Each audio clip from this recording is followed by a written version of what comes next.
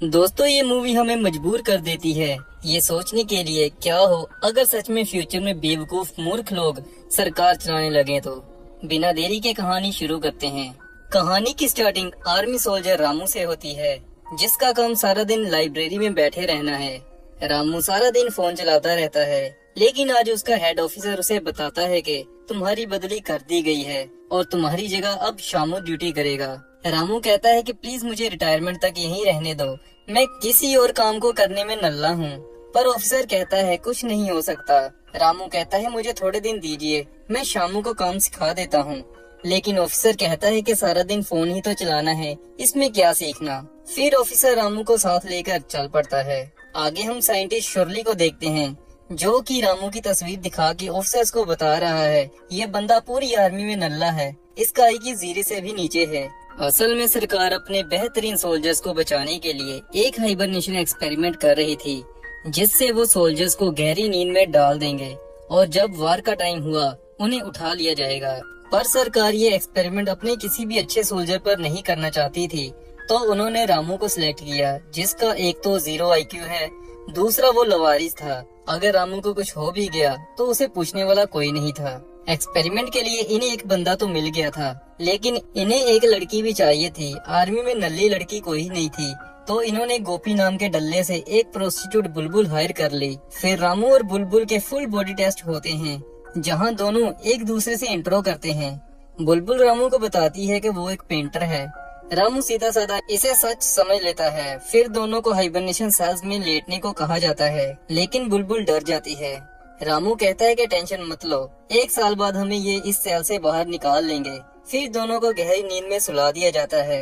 लेकिन दोस्तों, officer surely थोड़े ही दिन बाद प्रोस्टिट्यूशन के धंधे में अरेस्ट हो जाता है, जिसके कारण उसका हाइबरनेशन एक्सपेरिमेंट भी बंद करवा दिया जाता है। लेकिन सभी भूल जाते हैं कि 2 लोगों को इन्होंने हाइबरनेशन सेल में रखा हुआ है। फिर सालों साल बीत जाते हैं। बीत रहे समय के साथ इंसान इंटेलिजेंट ना होके गधा मूर्ख बन रहा है। आज 500 साल बीत चुके हैं। इंसान इतना ज्यादा बेवकूफ हो चुका है, वो अपना कचरा भी ठीक से डंप नहीं कर पा रहा। यहाँ दोस्तों हम देखते हैं कि कचरे की बड़ी बड़ी बिल्डिंग्स जितनी बड़ी ढेरियां बन चुकी हैं। एक दिन ऐसी ही एक ढेरी में से रामू और बुलबुल के हाइबरनेशन सेल्स नीचे गिरते हैं और रामू का सेल मुरली नाम के एडवोकेट के घर जा गिरता है। रामू सेल से बाहर आता है और मुरली से पूछता है कि वो कहाँ है, लेकिन मुरली रामू को अपने घर से बाहर फेंक देता है। घर से बाहर आते ही रामू देखता है कि एक जगह बच्चे पार्टी कर रहे हैं। उस जगह का नाम बट फकर्स है। रामू सोचता है बच्चों की पार्टी ऐसे गंदे नाम वाले रेस्टोरेंट में। फिर रामू आगे खड़े लोगों से प्यार से पूछता है कि ये कौन सी जगह है। पर दोस्तों, 500 साल बाद अब लोग बिना गाली के बात भी नहीं करते। ये लोग रामू को इतने प्यार से बात करता देख सोचते हैं कि रामू इन सभी की टांग खींच रहा है। वो लोग रामू को वहाँ से भगा देते हैं। ये सब देख के रामू को लगता है कि शायद हाइबरनेशन सेल में रहने के कारण उसे हेलुसिनेशंस हो रही हैं।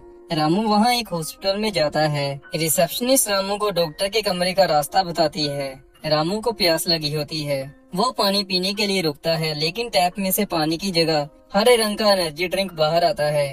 रामू इस ड्रिंक को पीता नहीं। फिर वो डॉक्टर के पास जाता है, जहाँ डॉक्टर का कंपाउंडर रामू को 3 वॉइस देता है और कहता है एक उसे अपने मुंह में, दूसरी कान में और एक अपने पिछवाड़े में लानी होगी। रामू सोचता है पता नहीं कैसा वाहियात हॉस्पिटल है। फिर रामू को वो डॉक्टर के पास भेजता है।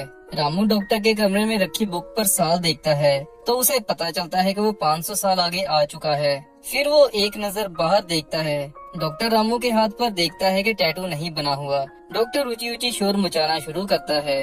रामू फिर जल्दी हॉस्पिटल से बाहर आता है और देखता है कि सच में रामू 500 साल आगे आ चुका है। उसे रियलाइज होता है कि जिन्हें वो कभी जानता था वो सभी अब मर चुके हैं। रामू ने हॉस्पिटल का बिल पे नहीं किया होता, जिसके कारण उसे पुलिस वाले पकड़ लेते हैं। फिर रामू को कोर्ट में लाया जाता है, जहाँ जज भी 1 नंबर का गधा होता है। रामू को सरकारी वकील दिया जाता है, जो कि मुरली होता है, जिसके घर रामू हाइबरनेशन सेल से उठा था। ऑपोजिट वकील रामू के खिलाफ अपना केस जज के सामने रखता है। रामू मुरली को कहता है कि उसे बचाओ, लेकिन मुरली उल्टा जज को कहता है कि इसने मेरे घर का शीशा भी तोड़ा है। जिसके बाद जज रामू को गिल्टी मानता है और उसे जेल में भेज देता है। इधर बुलबुल भी उठ चुकी है। बुलबुल पहले ही समझ जाती है कि ये जो भी टाइम है इसमें लोग 1 नंबर के बेवकूफ हैं। बुलबुल को एक बंदा कहता है कि मैंने तेरे साथ रंगोली खेलनी है। बुलबुल उसे कहती है कि 2 दिन बाद आना, पर आज ही मुझे पैसे दे जाओ। बेवकूफ बंदा बुलबुल को पैसे दे जाता है। बुलबुल ऐसे अच्छी कमाई कर लेती है। इधर दोस्तों हथकड़ियां ना पहना कर अब पुलिस वाले कुत्ते की तरह गले में पटा पहनाते हैं। रामू को भी पटा पहनाया जाता है। फिर जेल ले जाने से पहले रामू के हाथ पर टैटू बनाया जाता है, जहां मशीन भी बेवकूफ होती है। वो रामू का नाम नॉट श्योर टैटू छाप देती है। इसके बाद रामू का एक टेस्ट होता है। इस टेस्ट के अकॉर्डिंग ही रामू को जेल में कहाँ रखना है डिसाइड होना है। रामू को उस टाइम का सबसे मुश्किल क्वेश्चन पूछा जाता है कि 2 बाल्टियां हैं, एक में 2 लीटर पानी है और दूसरी में 8 लीटर, कौन सी भारी होगी। ये क्वेश्चन उस टाइम के लोगों के लिए सबसे मुश्किल था। रामू इसका सही जवाब बड़ी आसानी से दे देता है।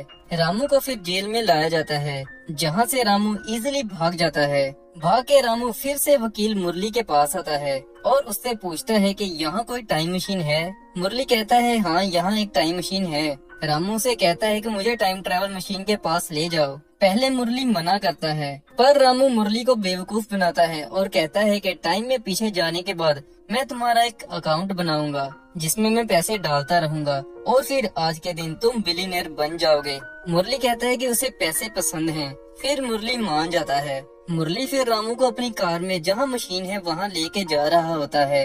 रास्ते में रामू बुलबुल को देख लेता है और उसे भी अपने साथ कार में बिठा लेता है। आगे जाके रामू का टैटू एक जगह गलती से स्कैन हो जाता है। रामू जेल से भागा होता है।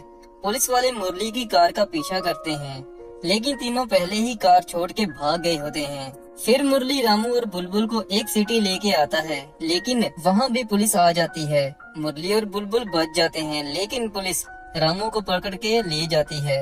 लेकिन इस बार रामू को जेल में नहीं, सीधा व्हाइट हाउस लाया जाता है, क्योंकि रामू ने जो टेस्ट दिया था उस हिसाब से रामू का IQ दुनिया में सबसे हाई था।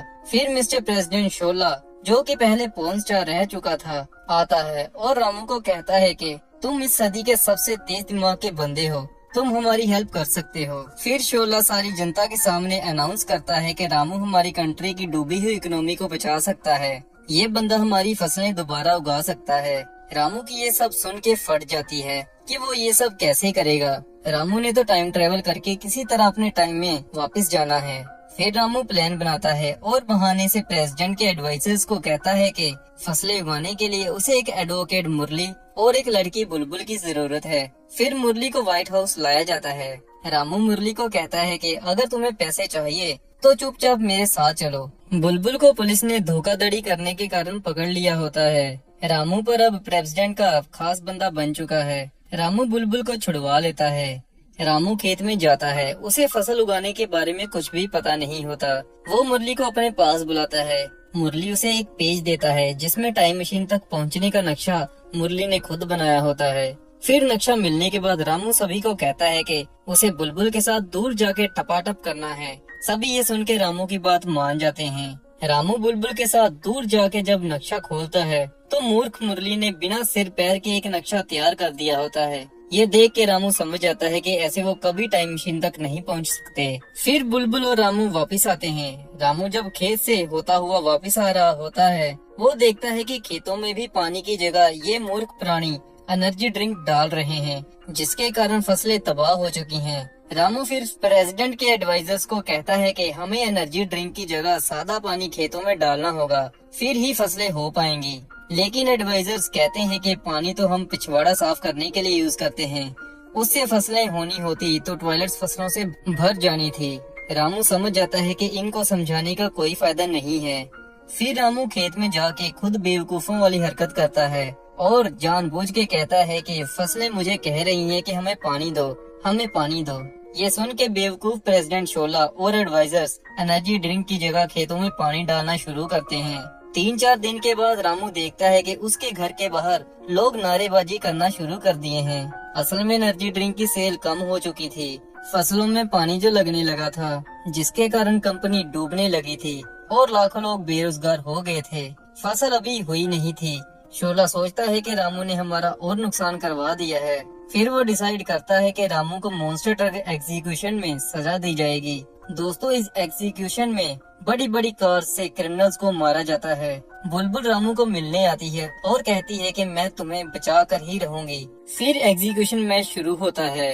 रामू को एक छोटी सी कार दी जाती है और जिसने रामू को मारना होता है उसके पास हाथी जितना बड़ा मॉन्स्टर ट्रक होता है, लेकिन वो ट्रक बाहर आने से पहले ही फंस जाता है। इधर बुलबुल देखती है कि खेतों में फसल उगने लगी है। वो और मुरली जल्दी एग्जीक्यूशन एरिना में पहुंचते हैं, जहां बुलबुल मुरली को एक कैमरामैन से कैमरा छीन के देती है। मुरली खेतों में जाके फसल की वीडियो बनाने लगता है।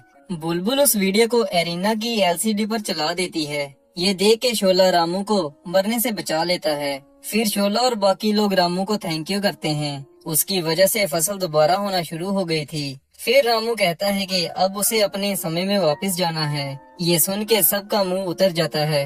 शोला का एडवाइजर कहता है कि एक नजदीकी शहर में न्यूक्लियर गैस लीक हो रही है, वो कैसे बंद करेंगे। रामू को रियलाइज होता है कि इनकी हेल्प करने के लिए उसे यहाँ रुकना ही होगा।